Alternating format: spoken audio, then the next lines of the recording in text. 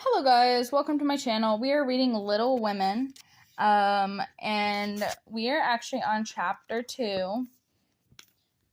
This book is really weird. It's just weird. And we are on chapter 2. It is A Merry Christmas.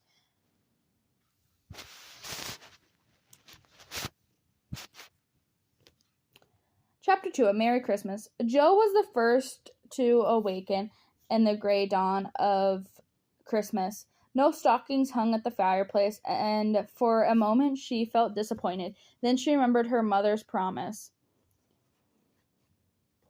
And slipping her hand under the pillow, drew a little crimson-covered book.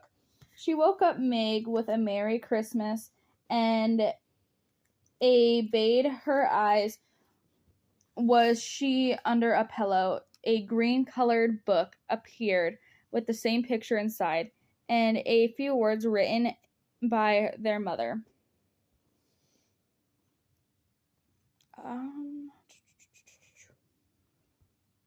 Which made their one present very precious.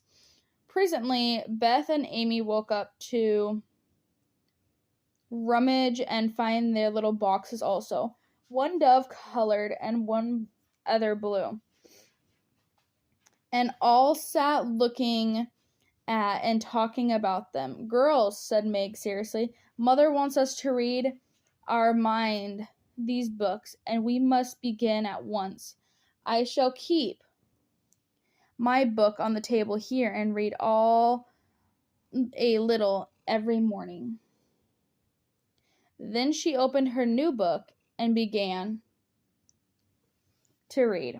Joe put her arm around her and, leaning cheek to cheek, read also with a quiet expression to seldom seem on her restless face. How good Meg is. Come, Amy, let's do as they do, whispered Beth. I'm glad mine is blue, said Amy, and then the rooms were very still while the pages were softly turned. The winter sunshine creeped in to touch and bright heads and serious faces with the Christmas greeting.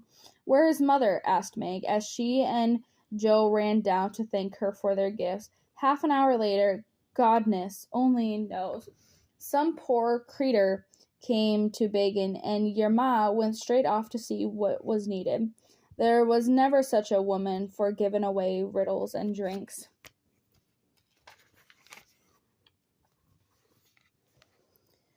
Clothes and fern, replied Hannah, who had lived with the family since Meg was born, and was considered by them all more as friends than a servant. She'll be back soon, I guess, so do your cakes and have everything ready, said Meg, looking over the presents, which were collected in a basket and kept under the sofa, ready to be produced as the proper time. Where is Amy's bottle of cologne? She added, as the little flask did not appear. She took it out minutes ago and went off with it to put a ribbon on it, or some such notion, replied Joe, dancing about the room to take the stiffness off the new army slippers. How nice my handkerchief look, don't they, Hannah? Washed the iron them for me. I marked them all myself, said Beth, looking proudly at somewhat uneven letters, which had cost her some labor. Bless the child, she's gone and put Mother on them, instead of M. March. However, cried Joe, taking up one, isn't it right? I thought it was better to do so, because Meg's initials are M, and I don't want anyone to use these with Marmee, said Beth, looking troubled.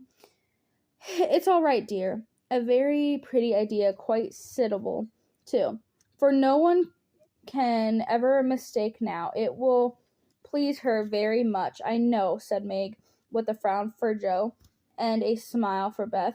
There's Mother. Hide the basket, quick, said Joe, as the door slammed. Amy came in hastily and looked rather abundant than she saw her sisters waiting for her. "Where have you been, and what are you hiding behind you?" asked Meg, surprised to see by her hood of cloak a lazy Amy had been out so early. "Don't laugh at me, Joe. I didn't mean anyone should know till the time came. I only meant to change a little bottle for a big one. I gave all my money to get it, and I'm not going to be selfish any more." Another bang on the street door sent the basket under the sofa, and the girls on the table eager for breakfast. "Merry Christmas, Marmee! Thank you for all your books. We read some and mean to every day," they cried in chorus. "Merry Christmas, little daughters. I'm glad you began at once, and hope you will keep on. But I want to say one more word before we sit down. Not far away from here lies a poor woman with little newborn babies. 6 children are huddled into one bed, kept them from freezing, for they have no fire. There is nothing to eat over there. My girls, will you give me them your breakfast as a Christmas present?" They were all hungry, having waited nearly an hour, and for a moment no one spoke. Only a minute, for Joe exclaimed impetuously, "I'm so glad you came before we began. May I go and help carry the things to the poor little children?" asked Beth eagerly. "I shall take the cream and the muffins," added Amy. "Give up the articles she most liked." Meg was already covering in buckwheat and piling the bread into one big plate. "I thought you'd do it," said Miss March, smiling. "You shall all go and help me, and when we come back we will have bread and milk for breakfast and make it up at dinner time." We were soon ready to procession set out. It was early, and they went through back streets. So few people saw them, and no one laughed at the funny party.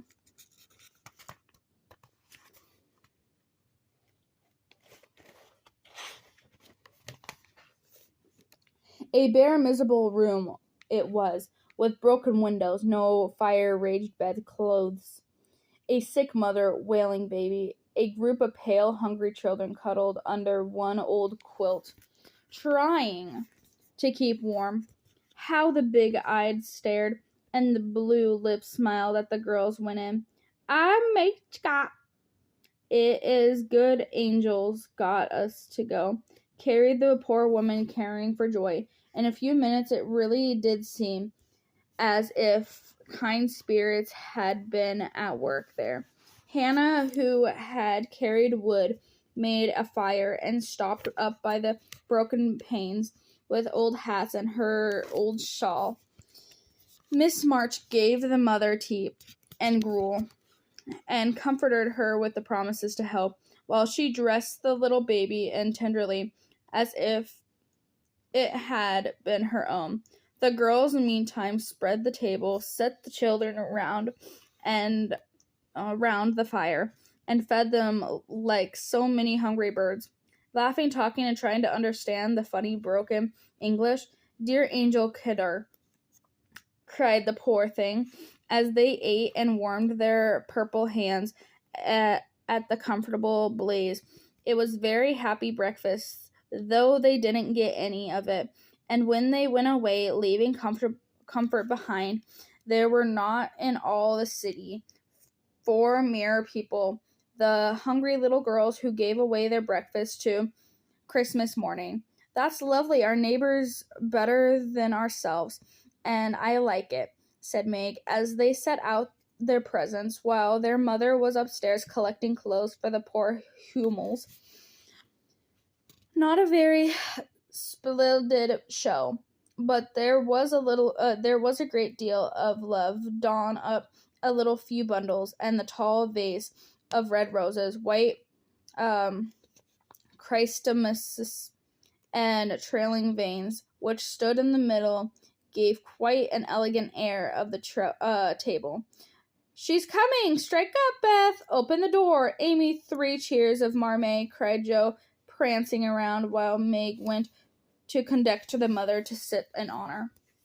Beth played her gayest march. Amy threw open the door, and Meg enacted exhort with great dignity. Miss March was both surprised and touched, and smiled with her eyes, full as she exclaimed her presence, and read the little notes which occupied them. The slippers went on at once. A new handkerchief was slipped into her pocket, while scented with Amy's cologne. The rose was fastened to her blossom, and the 9 gloves were pronounced a perfect fit. The morning charities and ceremonies took so much time that the rest of the day was devoted in preparations for the evening festival. Being still too young to go often to theater, and not rich enough to afford any great outline for private performance, the girls put their wills to work and made whatever they needed. Very clear were some of their productions: pasted board guitars, antique lamps made of old-fashioned butter boats covered with silver paper, gorgeous robes of old cotton, glittery with tin spangles from the pickle factory, an arm covered with the same useful diamond-shaped bits. No gentlemen were amidst, so Jo played male parts to her heart content, took amused satisfaction in a pair of rusted leather boots given by her friend. These boots, an old foil, and a slashed doublet were Jo's chief treasures, and appeared on all occasions. The smallest of the company made it necessary for the 2 principal actors to take several parts apiece. On Christmas night, a dozen girls piled on the bed, which was a dress circle, and sat before the blue and yellow chintz curtains in most flattering state of expectancy. There was a good deal on rustling and whispering behind the curtain, a truffle, a lamp smoke, and an occasionally giggle from Amy Presley. A bell sounded, the curtains flew apart, and the operatic tragedy began.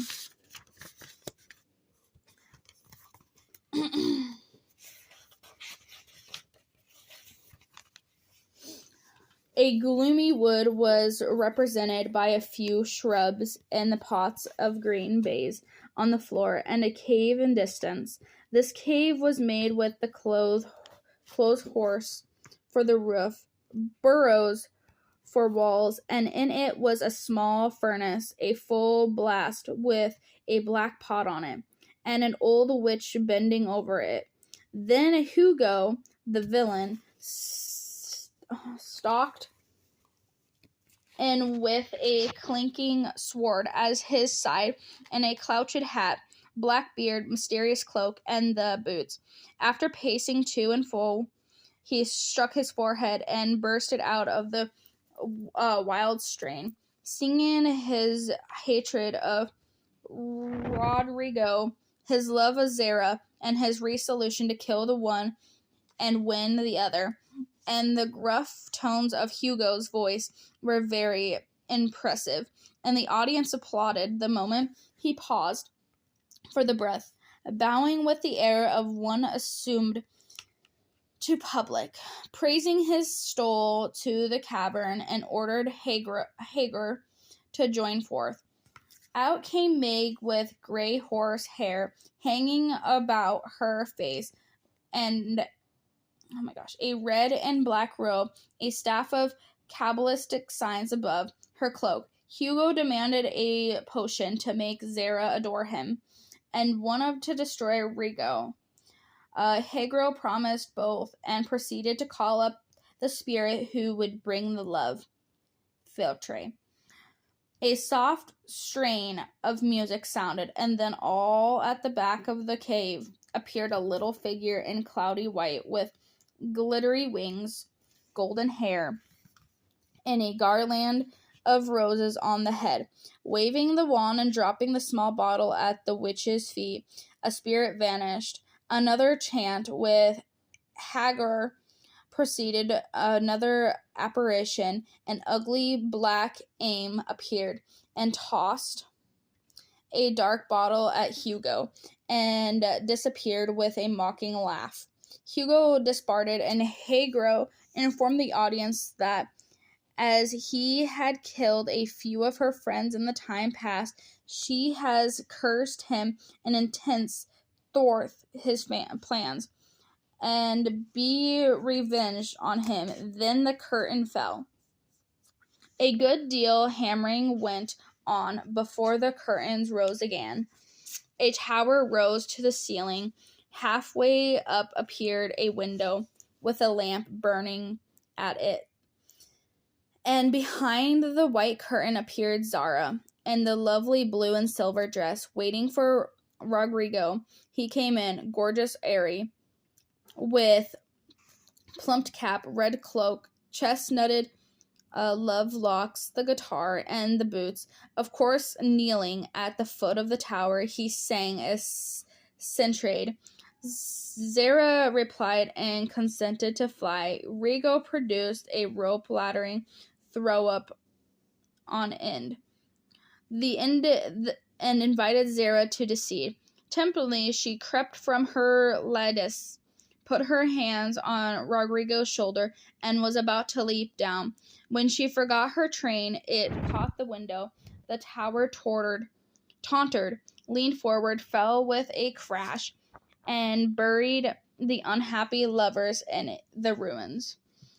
A shriek arose as the rustled boots waved wildly from the wreck, and the golden head emerged, exclaiming, "I told you so," with wonderful presence of mind. Don Pedro, the cruel sir, rushed in, dragged out his daughter with the hastily aside, "Don't laugh. Act as if it was all right," and ordering Rodrigo up, banishing him from the kingdom. Though decently shaken by the fall of the tower, Rodrigo defied the old gentleman and refused to stir. His dauntless exclaimed, "Fire, Zara." She also defied her sire, and he ordered them both to the deepest dungeons of the castle, and stout little retraining came in with chains and led them away, looking very much frightened and forgetting the speech he ought have made. Act third was the castle hall, and there Hagar appeared, having come to free the lovers of Finnish Hugo. She hears him coming and hides, sees him put the potion into 2 cups of wine, and bid the timed little servant bear them to the captives in their cells. The servants take Hugo aside to tell him something, and Hagar changes the cups for 2.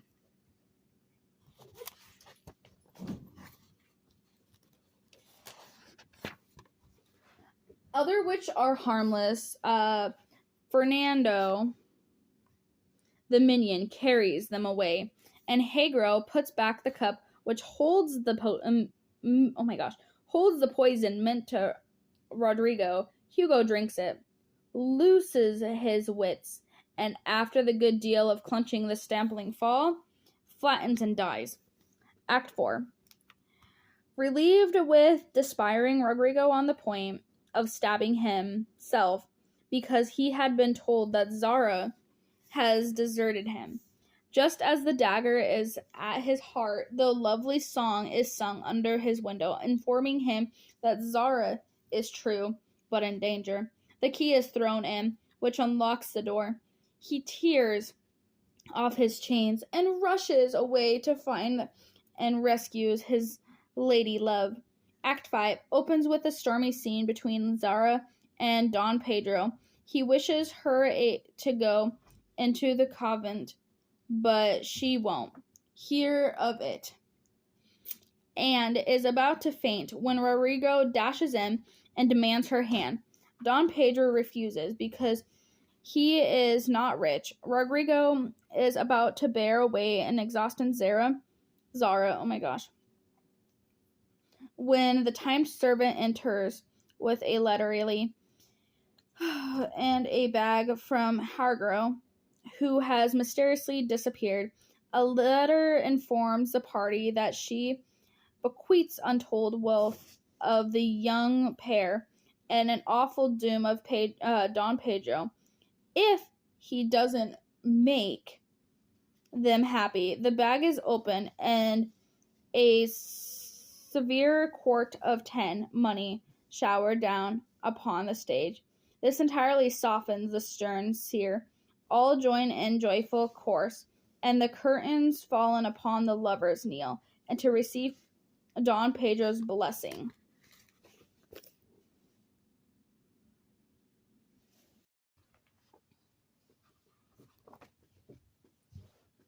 Tumultuously applause followed, but received an unexpected check, for the cot bed on which the dress circle was built suddenly shut up and exhausted the enthusiastic audience. Rodrigo and Don Pedro flew to the rescue, and all were taken out unhurt. And excitement had hardly subsided when Hannah appeared with Miss March's compliments, and would the ladies walk down to supper? This was a surprise even to the actors, and when they saw the table, they looked at one another amazed. There was an ice cream, pink and wine, and cake, and fruit, and French bonbons, and in the middle of the table 4 great boutiques of hot house flowers. Is it fairies? Asked Amy. It's Santa Claus, said Beth. Mother did it, said Meg, smiled her sweetest in spite of her gray-bearded white eyebrows. Aunt March had a good fit to scent of supper, cried Joe with a sudden inspiration. All wrong, old Lawrence sent it, replied Miss March. And Lawrence's boy's grandfather? What in the world put such a thing into his head? We don't know him, exclaimed Meg. Hannah told one of his servants about your breakfast party. He is an old gentleman, and that pleased him. He knew my father's years ago, and he sent me a polite note this afternoon saying he hoped I would allow him to express his friendly feeling towards my children by sending them a few trifles in honor of the day. That boy puts it into his head. I know he did. He's a captain fellow, and I wish he could get acquainted, but he's bashful. And Meg is so prim she won't let me speak to him. When we passed, said Joe, as the plates went round and the ice began to melt out of sight. You mean the people who live in the big house next door to you, don't you? Asked one of the girls. My mother knows old Lawrence, but says he's very proud and don't like to mix his neighborhoods. He keeps his grandson shut up when he isn't riding or walking with his tutor, and makes him study dreadful hard. Our cat ran away once, and he brought her back, and we talked over the fence and were getting on capitally when he saw Meg coming and walk off. I mean to know him some day, for he needs fun, I'm sure, said Joe decidedly. And that is the end of chapter 2. We will continue chapter 3 later.